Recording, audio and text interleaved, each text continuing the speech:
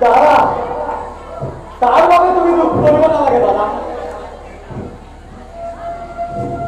মই একদম পাণ্ডৱ অৰ্জুনে প্ৰতিজ্ঞা কৰিছো কাইলৈ সূৰ্যাস্তৰ আগতে যদি জয়দেৱক বধ কৰিব নোৱাৰো নিজ প্ৰাণ মই নিৰ্বিঘাত কৰিম।